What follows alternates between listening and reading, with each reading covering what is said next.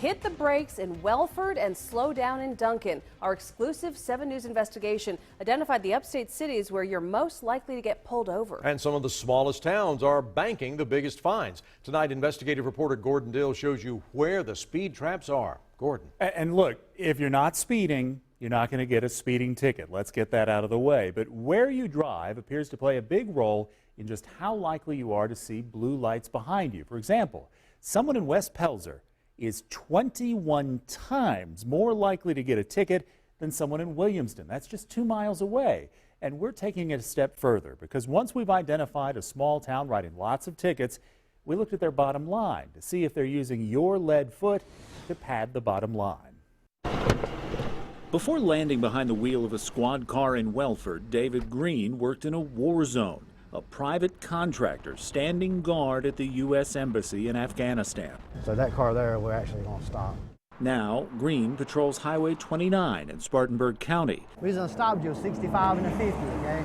It's fair to say, when it comes to traffic enforcement, Officer Green is very good at his job. In the upstate, you're more likely to get a ticket from his department, the Welford Police, than anywhere else. Do you think Welford has a reputation as a speed trap? We do have a reputation as a speed trap. Is it a bad thing? No. We use court surcharges to calculate the number of tickets written in every city, county, and small town in South Carolina. Our numbers show each year Welford will write 5 tickets for every family of 4. One of 5 Spartanburg County towns topping our list of the top upstate ticket traps. In Duncan, police write 1 ticket each year for each of the city's 3,200 citizens. Nobody's making the person speed, come down the road, or commit a violation. Both towns told us they write most tickets to out-of-town drivers, a kind of travel tax that helps keep budgets in the black. Many of these drivers are returning from out of state to face a fine in Welford Municipal Court. They line up, fess up, and pay up $81 each 2 times a month. Welford writes so many tickets, the town budget calls for $500,000 in fees and fines this year. Almost half that money is shared with the state, but the town still pockets $285,000. Mayor Pat Watson, who declined an on-camera interview, told us they aren't policing for profit, just keeping drivers safe. In Duncan, the budget calls for $200,000 from police fines. That's 10 cents of every dollar the town will spend this year.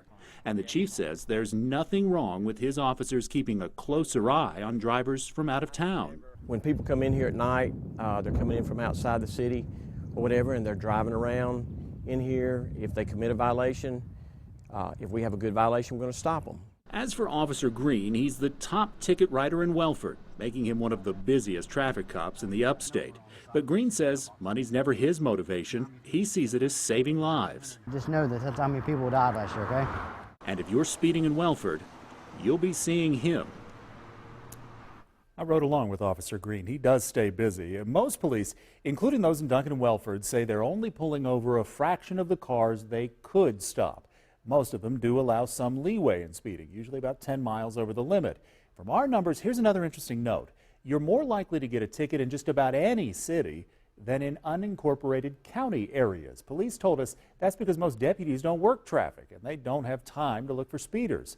So I'm putting all of our findings online right now. You can go search the places near you and see all of these rankings for yourself. Look for this story on the homepage at WSPA.com.